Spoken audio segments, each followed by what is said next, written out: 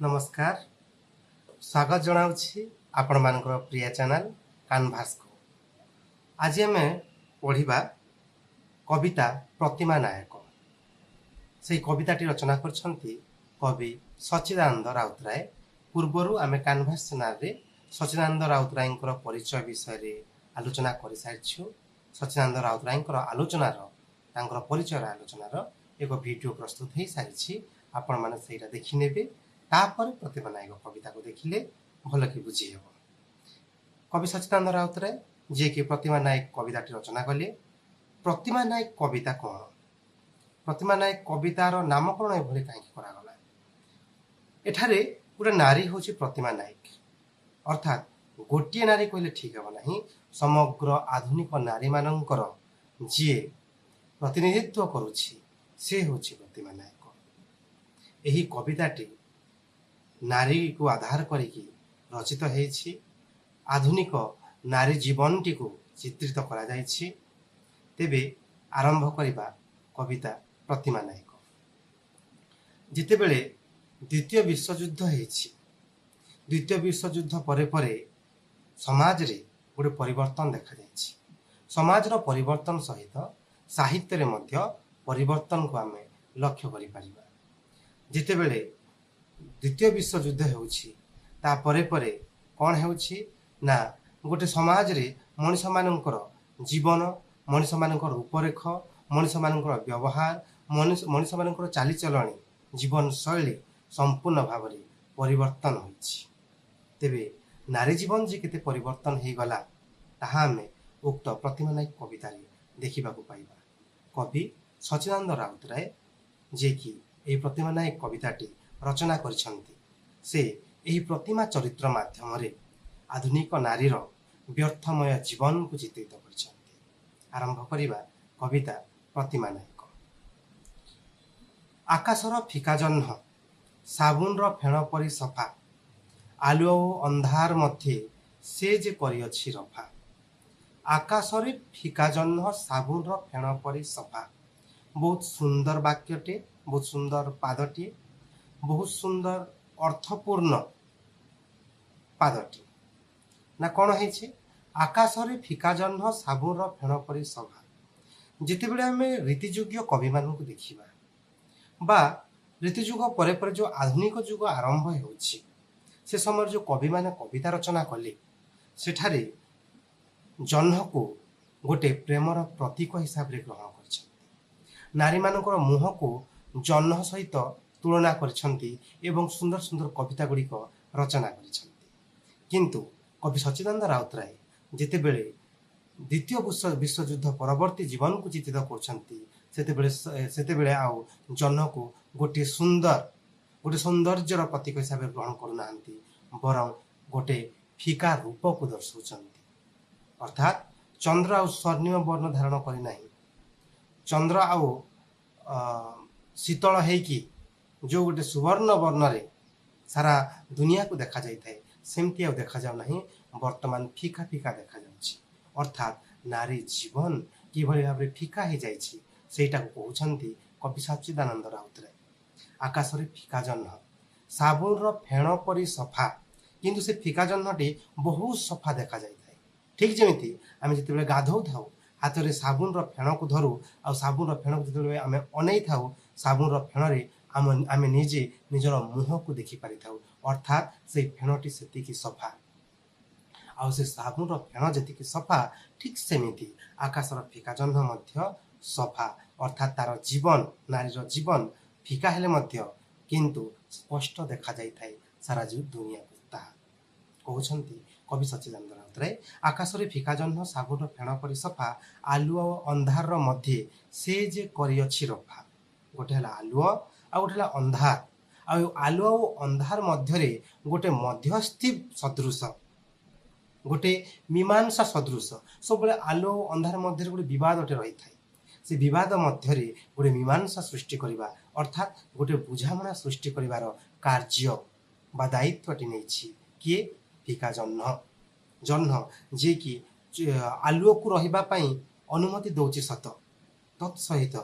आलुओ को अनुमति दउछि रहिबा पई एहा सत, किंतु अंधार को मध्य दूरेई दौ नाही अर्थात अंधार थिले मध्य आलुआ मध्य उपस्थित रहुछि आ सेथिरे मुख्य भूमिका ग्रहण करछि जह्न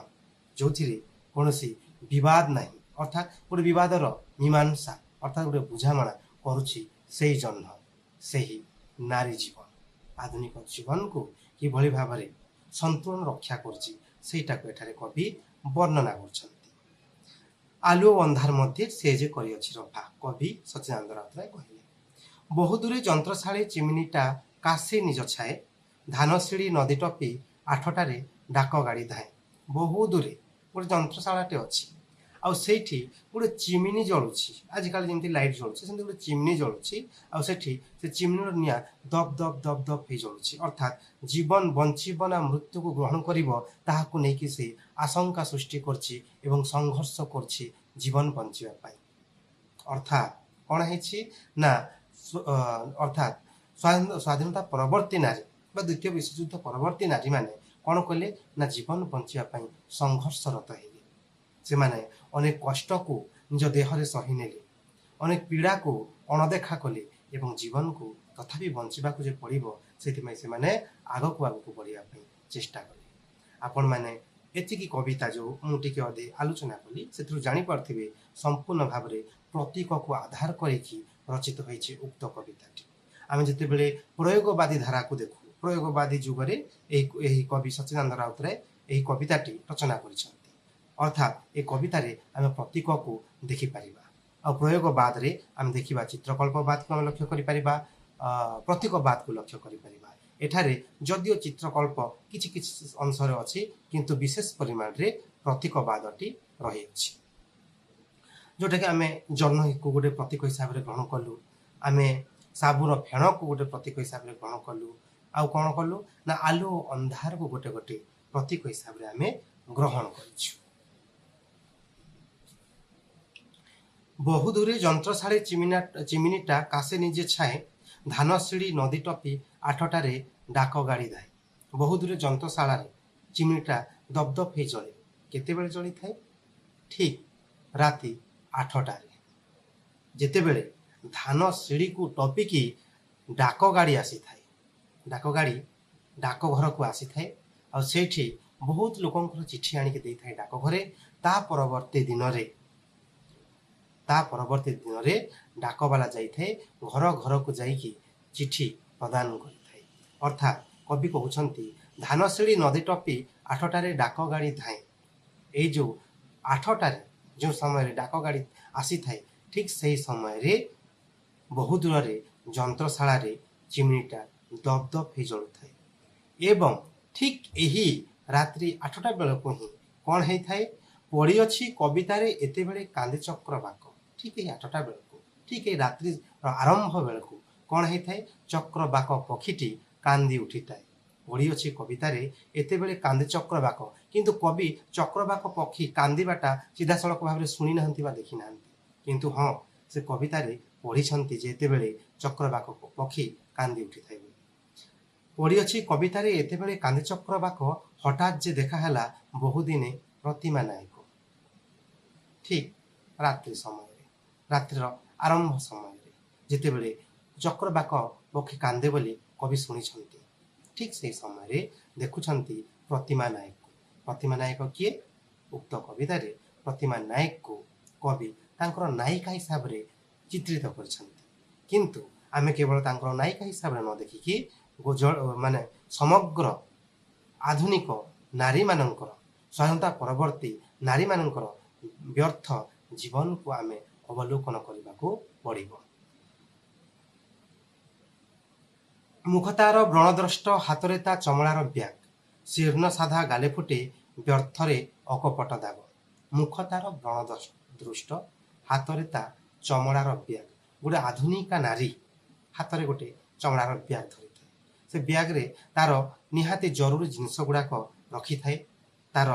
पैसा रखी थाए तार आवश्यक जिनस गुड़ाक रखी थाए अर्थात साधारणतः भाव देखिले कौन हुए ना जिते बेले गोटे नारीटे कांधरे बैगटे पकई दिए आम भावु से गोटे शिक्षित से हूँ मॉडर्न बा से हूँ गोटे आधुनिका नारी तो ये कहगला कौन ना ता हाथ में चमड़ार ब्याग देखा जाए मुह तार व्रण दृष्ट अर्थात ता मुहरे व्रण भर्ती एभलिया कवि कहीं कहले एभलिया कवि कहीं कहले मुख तार व्रण दृष्ट एथारे व्रण होछि यौनतार प्रतीक जितेबले मनीष मनीष मन में गोटे यौन भाव सृष्टि होता है सेतेबेले व्रण गुड़िक गाल गुड़ाक सृष्टि होता है अर्थात मुख तार व्रण दृष्ट अर्थात गोटे यौनता से ही आधुनिक नारीर जो यौनता व्यर्थ हो जाइछि तार यौनता संपूर्ण हो पारि नाही परिपृष्ट हो पारि नाही व्यर्थ हो जाइछि आउ ताहा देखा जाउछि झटकी उठुछि ता गालरे व्रण रूप मुख तार व्रण दृष्ट हाथ ता चमड़ार ब्याग शीर्ण साधा गाले फुटे व्यर्थरे अकपट दाग आउ से जो व्रण ता मुहरे भर्ती होइछि सेही शीर्ण प्राय गालरे कौन है व्यर्थतार अकपट दाग जो व्यर्थतार कौन से कपटता ना अर्थात गोटे अभिनय करा जाऊ नाही व्यर्थ जीवन अर्थात वास्तविक गोटे व्यर्थ जीवन अतिवाहित करुछि आधुनिक नारी बोली कवि सच्चिदानंद राउतराय कहउछन्ति तनुतार रोगजीर्ण व्रणेतार म्लान मुह जाक श्रथ रुजु देह शिखा ढांकी अच्छी खाकीर पोशाक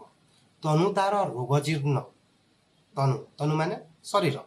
तार शरीर रोगजीर्ण हो जाइछि जीर्ण हो जाइछि रोगिणा हो जाइछि व्रणे तार म्लान मुह जाक तार मुह जाक व्रणरे परिपूर्ण हो जाइछि जोटा कि यौनतार गोटे व्यर्थ रूप को एठारे कवि चित्रित करछन्ति तनु तार रोगजीर्ण व्रणे तार म्लान मुह जाक श्रथ रुजु देह शिखा ढांकी अच्छी खाकीर पोशाक श्रथ श्रथ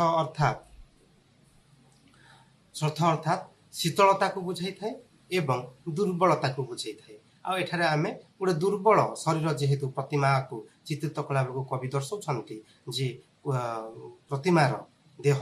दुर्बल हो पड़ता बोली से श्रथ शब्दटी दुर्बल हिसाब से ग्रहण कले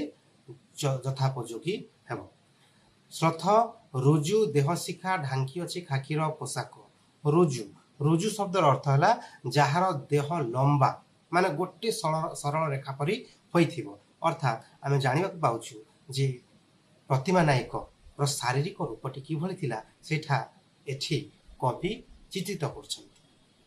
पतला थिला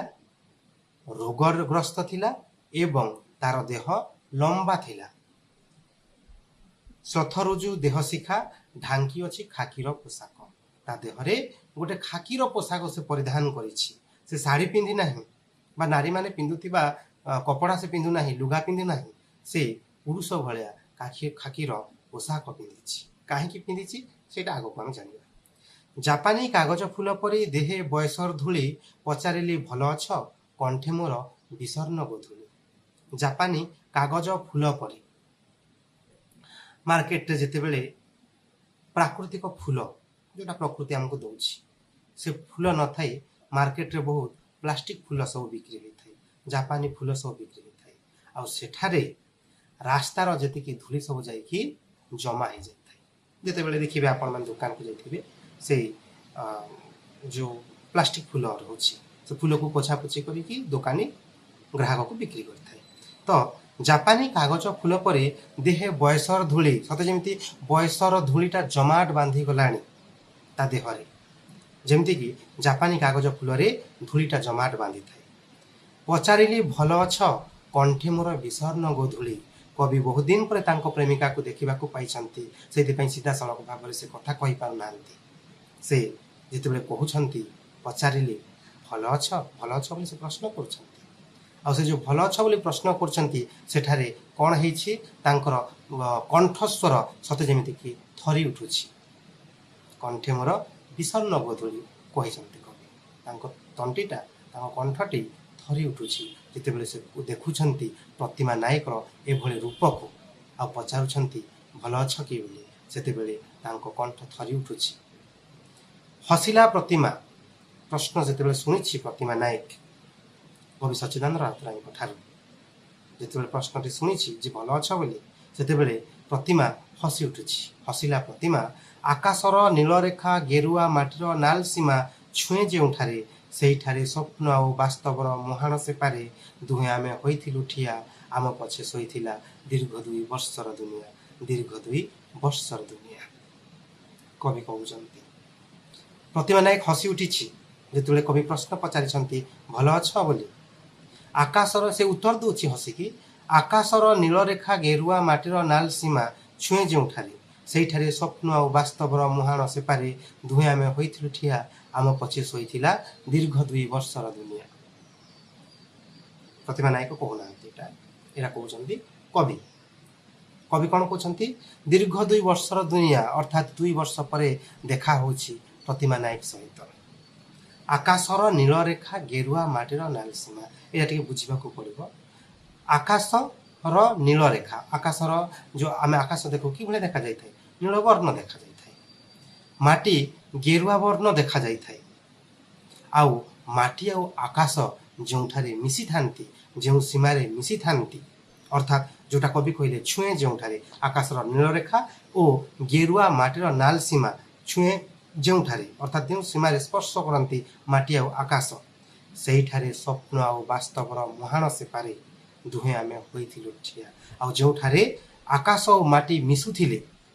ଠିକ୍ ସେହି ସ୍ଥାନରେ କବି ଏବଂ ତାଙ୍କ ନାୟିକା ଛିଡ଼ା ହେଇଥିଲେ ବୋଲି କହୁଛନ୍ତି। ଅର୍ଥାତ୍ ଗୋଟେ ସ୍ୱପ୍ନ ଓ ବାସ୍ତବର ମଧ୍ୟଭାଗ, ଅର୍ଥାତ୍ ସ୍ୱପ୍ନ ନୁହେଁ କଥାଟି କି ବାସ୍ତବରେ ମଧ୍ୟ ଘଟୁନାହିଁ, ଅର୍ଥାତ୍ ଗୋଟିଏ ମଧ୍ୟ ଅବସ୍ଥା। ଏଗୁଡ଼ାକ ବୁଝିବାକୁ ପଡ଼ିବ। କାହିଁକିନା ଆକାଶ କେବେ ମାଟିକୁ ସ୍ପର୍ଶ କରେ ନାହିଁ ଆମେ ଜାଣିଛୁ, କିନ୍ତୁ ଯେତେବେଳେ ଖୋଲା ପଡ଼ିଆ ଥିବ ଆମେ ଦୂରକୁ ଦେଖିବା, ସେତେବେଳେ ଆମେ ନିଶ୍ଚିତ ଭାବେ ଦେଖିପାରୁ ଯେ ମାଟି ଲମ୍ବି ଯାଇଥାଏ ଏବଂ ଦୂରରେ ଆକାଶଟା ମିଶି ଯାଇଥାଏ। ଆଉ ଯେଉଁ ଆକାଶ ଆଉ ମାଟି ମିଶିଗଲେ ଯେଉଁ ଜାଗାରେ, ଠିକ୍ ସେହି ଜାଗାରେ କବି ସେଦିନ ଛିଡ଼ା ହେଇଥିଲେ ଆଉ ପାଖରେ ଛିଡ଼ା ହେଇଥିଲା ପ୍ରତିମା ନାୟକ, ଯେଉଁଠାରେ ସ୍ୱପ୍ନ ଆଉ ବାସ୍ତବର ଏକ ମିଳନ ଘଟିଥିଲା। ସେଇଠାରେ ସ୍ୱପ୍ନ ଆଉ ବାସ୍ତବର ମୁହାଣ ସେପାରେ ଦୁହେଁ ଆମେ ହୋଇଥିଲୁ ଠିଆ ବୋଲି କବି କହୁଛନ୍ତି। ଆମ ପଛେ ଶୋଇଥିଲା ଦୀର୍ଘ 2 ବର୍ଷର ଦୁନିଆ। ଦୀର୍ଘ 2 ବର୍ଷର ଦୁନିଆକୁ କବି ମନେ ପକାଉଛନ୍ତି। ଅର୍ଥାତ୍ 2 ବର୍ଷରେ, ଦୀର୍ଘ 2 ବର୍ଷରେ କ'ଣ ସବୁ ଘଟିଯାଇଛି ସେଇଟା କେହି ମନେ ପକାଇବା ପାଇଁ ଇଚ୍ଛା ପ୍ରକାଶ କରୁନାହାନ୍ତି। ଦୀର୍ଘ 2 ବର୍ଷର ଦୁନିଆ, ଦୀର୍ଘ 2 ବର୍ଷର ଜଗତ, ଧୂସର ଧୂମିଳ ଧ୍ୱାନ୍ତ ଭୟଙ୍କର ପୁଣି ଯୁଦ୍ଧରତ। ଯେଉଁ 2 ବର୍ଷର ଦୁନିଆ ରହିଗଲା ପଛରେ, ତାଙ୍କ ପଛରେ, ସେଇ ଦୁନିଆକୁ ସେମାନେ ମନେ ପକାଇବାକୁ ଚାହୁଁନାହାନ୍ତି। କାହିଁକିନା ତାହା ବର୍ତ୍ତମାନ ଦେଖିବା ପାଇଁ ଧୂସର। କବି କଳା ରଙ୍ଗ ବି କହିପାରିଥାନ୍ତେ, କବି ଧଳା ରଙ୍ଗ ବି କହିପାରିଥାନ୍ତେ, କିନ୍ତୁ ସେ ଧୂସର ବର୍ଣ୍ଣ କାହିଁକି କହିଲେ? ଧୂସର ଅର୍ଥାତ୍ କଳା ବର୍ଣ୍ଣ ଓ ଧଳା ବର୍ଣ୍ଣର ଗୋଟେ ମିଶ୍ରଣ ରୂପରେଖ, ଯେଉଁଟାକି ଆମେ ଇଂରାଜୀରେ ଗ୍ରେ କଲର ବୋଲି କହୁଛୁ। ଧୂସର, ଧୂମିଳ, ଧ୍ୱାନ୍ତ, ଧୂଆଁ ଧୂଆଁ, ଧୂସର ବର୍ଣ୍ଣ ହେଇକି ଦେଖାଯାଉଛି ସେହି ଦୀର୍ଘ 2 ବର୍ଷ ଅତୀତ ଏବଂ ଭୟଙ୍କର ଦେଖାଯାଉଛି ପୁଣି ଯୁଦ୍ଧରତ, ଅର୍ଥାତ୍ ଯୁଦ୍ଧ ଉପରେ ଯୁଦ୍ଧ ଦେଖାଯାଉଛି, ଯେଉଁଟାକି ଦ୍ୱିତୀୟ ବିଶ୍ୱଯୁଦ୍ଧ ବୋଲି ଆଗରୁ ମୁଁ କହି ଆସିଛି। ଧୂସର ଧୂମିଳ ଧ୍ୱାନ୍ତ ଭୟଙ୍କର ପୁଣି ଯୁଦ୍ଧରତ। ବହୁଦୂରେ ଲାଶ କଟା ଘରେ ଏକ ହାରିକେନ୍ ବତି ଜଳୁଥିଲା ଦୁକୁ ଦୁକୁ ଭୟାନକ ଭୟାନକ ଅତି। ବହୁ ଦୂରରେ କ'ଣ ହେଇଛି? ଗୋଟେ ଲାଶ କଟା ଘରରେ, ଯେଉଁଠାରେ କ'ଣ ହେଉଥିଲା? ଗୋଟେ ହାରିକେନ୍ ବତି ଜଳୁଥିଲା, ଦୁକୁ ଦୁକୁ ହେଇ ଜଳୁଥିଲା, ଯେଉଁଟାକି ଭୟାନକ ଲାଗୁଥିଲା। ତାକୁ ଦେଖିଲେ ଭୟ ଲାଗୁଥିଲା, ଅର୍ଥାତ୍ ଜୀବନଟି ବଞ୍ଚିବ ନା ମରିବ ସେଇଟା ସେ ଜୀବନ ନିର୍ଦ୍ଧାରଣ କରିପାରୁନଥିଲା, ଯେଉଁଟାକି ଦୁକୁ ହେଇ ଜଳୁଥିଲା ବୋଲି କବି କହୁଛନ୍ତି। ଭାଜିଗଲା ବାହାଘର, ପ୍ରତିମା ନାୟକର ଭାଜିଗଲା ବାହାଘର, ବାହାଘର ଭାଙ୍ଗି ଯାଇଥିଲା। ଭାଜିଗଲା ବାହାଘର ଦର୍ଶନରେ ପଢ଼ୁଥିଲା MA, କେଜାଣି ବା ପଢ଼ିଥିବ ଜୀବନରେ ଥରେ ଅଧେ ପ୍ରେମେ। ଗୋଟେ ସର୍ଟ କୋଶ୍ଚିନ୍ ଯେ କେଉଁ ବିଷୟରେ ପ୍ରତିମା ନାୟକ ପାଠ ପଢ଼ିଥିଲା କହିଲେ ଦର୍ଶନରେ ବୋଲି ଆମେ କହିପାରିବା। ଦର୍ଶନରେ ସେ MA ପଢ଼ିଥିଲା। ଆଉ କ'ଣ ହେଇଥିଲା? ତାର ବାହାଘର ଭାଙ୍ଗି ଯାଇଥିଲା। କେଜାଣି ବା ପଢ଼ିଥିବ ଜୀବନରେ ଥରେ ଅଧେ ପ୍ରେମ, ହୁଏତ ଥରେ ଅଧେ ସେ କାହାର ପ୍ରେମରେ ହୁଏତ ପଡ଼ିଥାଇପାରେ ସେହି ଦର୍ଶନରେ ପଢ଼ୁଥିଲା ବେଳକୁ। ତାହାଠାରେ ପିତୃହାନି ଋଣଭାର ପୁଣି ଗୃହ ଭେଦ, ଦର୍ଶନର ଗ୍ରନ୍ଥେ ତାର ପକାଇଲା ଚିରପୂର୍ଣ୍ଣ ଛେଦ। କ'ଣ ହେଇଛି? MA ଯେତେବେଳେ ପଢ଼ୁଥିଲା ତାପରେ ପିତୃହାନି, ତା ପିତା ମରିଯାଇଛନ୍ତି, ଘର ଲୋକ ଋଣଗ୍ରସ୍ତ ହେଉଛନ୍ତି, ପୁଣି ଗୃହଭେଦ, ଗୃହଭେଦ ମାନେ ଘରେ ବିଭିନ୍ନ ଲୋକ ବିଭିନ୍ନ କଥା କହିଛନ୍ତି, ବିଭିନ୍ନ ଲୋକ ଷଡ଼ଯନ୍ତ୍ର କରିଛନ୍ତି, ଗୃହଭେଦ କଥା ଯେଉଁଟା କୁହାଗଲା। ଆଉ ଏସବୁ ପରିସ୍ଥିତି ମଧ୍ୟରେ ବାଧ୍ୟ ହେଇକି ପ୍ରତିମା ନାୟକ ଦର୍ଶନର ଗ୍ରନ୍ଥେ ତାର ପକାଇଲା ଚିରପୂର୍ଣ୍ଣ ଛେଦ, अर्थात दर्शन पाठटी को से समाप्त करछि से आगको पाठ पढ़ी नाही। कवि केड़े सुंदर भाव में कहते दर्शन ग्रंथ तार पकाइला चिरपूर्ण छेद 1943 पुणी चाटिनेला जहा किछि थिला बाकी सब देखी शुणी 1943 पुणी चाटिनेला जहा किछि थिला बाकी सबू देखी शुणी सप्लाई रे नेछि आश्रय दरमाटा मंद नुहे एइता दीर्घ परिचय एई इतिहास। ता जीवन जहा किछि बाकी थिला ता बयस थिला से बयस हजि जाइछि ता नारीत्व थिला से नारीत्व मध्य धीरे धीरे लिभि जाउछि धूसर हे उठुछि सबू देखी शुणी सप्लाई रे नेछि आश्रय ता परिस्थिति ताको बाध्य करिछि से परिस्थिति आगरे से मुंड नहीं नुई कि से सप्लाई कंपानी रे से काम करुछि नेछि आश्रय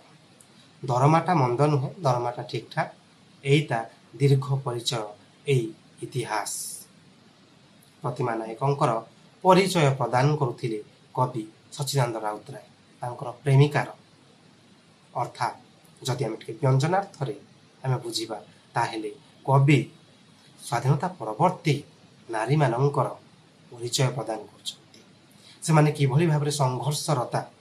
से किभली भाव चमड़ार बैग धरी रास्तार चली किभली भाव घर गोड़ काढ़ी आम जाचु पूर्वर नारी माने घर गोड़ काढ़ू नथिले घर भितर चुपचाप रोते किंतु जितेबले परिवार बोझ जितेबले ऋणग्रस्त हो उठी नारीटी से बाध्य होइकी गोड़ बाहर कर घर एवं छिड़ा राजरास्ता उपरे संघर्ष करिछि दुई मुठा पाई ता पेकर भोक को शांत करने आउ से भितरे हजि जाइछि नारीत्व से भितरे हजि जाइछि गोटे चगलामी गोटे सौंदर्य बोधिता यही हूँ व्यर्थ नारीर परिचय कहते कवि सच्चिदानंद राउतराय। प्रतिमा नायक हसे प्रतिमा नायक थरे अधे हसे ओठे तार स्वप्नर आभास मुहरे खाखीर हस आखिरे तार रातिर इशारा। प्रतिमा नायक हसे ता व्यर्थित जीवन को मन पकई थरे थरे हसे से जो स्वप्न सब देखी से स्वप्न सब भांगी गला परे से सब को मन पकई से हसे गोटे गोटे स्मित हस प्रदान करे ओठे तार से जो हसिला बेल को तार ओठरे स्वप्नर आभास गुड़ाक खिली खिली हो देखा जाए मुहरे खाकीर हस जो खाकी पोशाक से पिंधि से खाकीर हसटे ता मुहरे देखा जाए आखिरे किंतु तार रातिर इशारा ये जो रातिर इशारा कहगला से यौवनर गोटे व्यर्थता अर्थात गोटे नारी जितेबले विवाह करि थाए ता पाखरे गोटे स्वामी थाए तार स्वप्न थाए सब बेले तार गोटे स्वामी थिबो तार छुआ पिला हेबे से गोटे सुंदर घर संसारटे करिवो शांति रे जीवनटे बंचिबो बोली से सब बेले चाहि थाए किंतु जितेबले परिस्थिति बाध्य करे सेतेबेले ताकू आउ स्वामी सुख मिले नाही ताकू आउ संतान संततिर सुख मिले नाही केवल संघर्ष करिबा पई बंची रहे जहाँकि प्रतिमा नायक माध्यम कवि चित्रित करछंती समग्र नारी समाज को आधुनिक नारी समाज को। दुई पाखे द्रुतवन गतिबान नक्षत्रर धारा दुई पाखे द्रुतवन अर्थात द्रुत भाव समय चली गछटे अंकुर माने गछटे बढ़ुछि आहुरी नुआ नुआ गछ आसुछंती जीवन परिवर्तित हेउछि द्रुत भाव जंगल उपरे जंगल देखा जाउछि जंगल केतेबेले सबुज देखा जाउछि केतेबेले हलदिया देखा जाउछि पुणी केतेबेले धुआलिया धुआलिया सुखिला सुखिला देखा जाउछि आउ एहा एही जो परिवर्तन द्रुत बेगरे चलछि दुई पाखे द्रुत बन गतिबान नक्षत्र धारा नक्षत्र माने मध्य परिवर्तन होउछंती जणे आउ जणे गोटे नक्षत्र परिवर्तित होइकी आउ गोटे स्थान चली जाउछि दुई पाखे द्रुत बन गतिबान नक्षत्र धारा आहा हसु हसु प्रतिमा नायक अंचलता नाई देहे देखिअछि खाकीर पोशाक जीवन परिवर्तन होछि द्रुत बेगरे जेभଳି भाବରେ परिवेश समय द्रुत बेगरे परिवर्तित होछि ठीक से भଳି जीवन परिवर्तित होछि आउ कवि सेही जोठी माटी सहित आकाश मिशिछि सेठारे छिड़ा हेकि प्रतिमा नायक को देखुछंती एवं तांको मनरु गोटे शब्द सृष्टि होछि सेटा होछि आहा आहा करिकी गोटे सहानुभावटे सृष्टि होछि। आहा हसु हसु प्रतिमा नायक अंचलता नाही देहे अंचल माने पणतकानी ता देहरे शाढ़ी खंडे नाही शाढ़ीर जो पणतकानी कांधरे पड़िथिबो पड़ी नाही देखी अछि खाकीर पोशाक से गोटे खाकीर पोशाक पिंधिकी छिड़ा हेछि राजरास्ता उपरे समयर दो छकीरे जीवन बंचिया पई संघर्ष करिबा पई ये होछि स्वाधीनता परवर्ती नारी को चित्रित करछंती कवि सच्चिदानंद राउतराय जे आज आउ नारी घर भितर चुपचाप होकर रहूना आज आउ नारी आखिरे लुह झरैकी घरे गोटे असहाया दुर्बला होकर रही ना आज नारी अनेक शक्त आज नारी पुरुष सहित समकक्ष हो पारिछि आज नारी संघर्ष करबा पई से निजे दुई गुणरे छिड़ा हेबा पई बाहरी पारिछि आउ नारीर किंतु जो नारीत्वटी से भितरे मलिन पड़ जाइछि संघर्ष जीवन जय होइछि कवि सच्चिदानंद राउतराय वास्तविक बहुत सुंदर भाव आधुनिक नारी मानक स्वाधीनता परवर्ती नारी मानक चित्रित करछंती उक्त प्रतिमा नायक कविता माध्यम प्रतिमा नायक कविता गोटे प्रतीकधर्मी कविता जो कविता रे समग्र नारी मानक प्रतीक माध्यम चित्रित करा जाइछि तेबे आशा करुछि आजिर विषयटी आजिर आलोचनाटी आपण मानक भल लागिथिबो जदि किछि प्रश्न थाए ताहेले कमेंट माध्यम रे निश्चित भाव में आपणकर कमेंट रखिए आपण मतामत रखिए एवं यही कैनभास चैनल टी लाइक करुथिबे सब्सक्राइब करुथिबे रहुछि कैनभास चैनल तरफ आपण मानक समस्त धन्यवाद नमस्कार।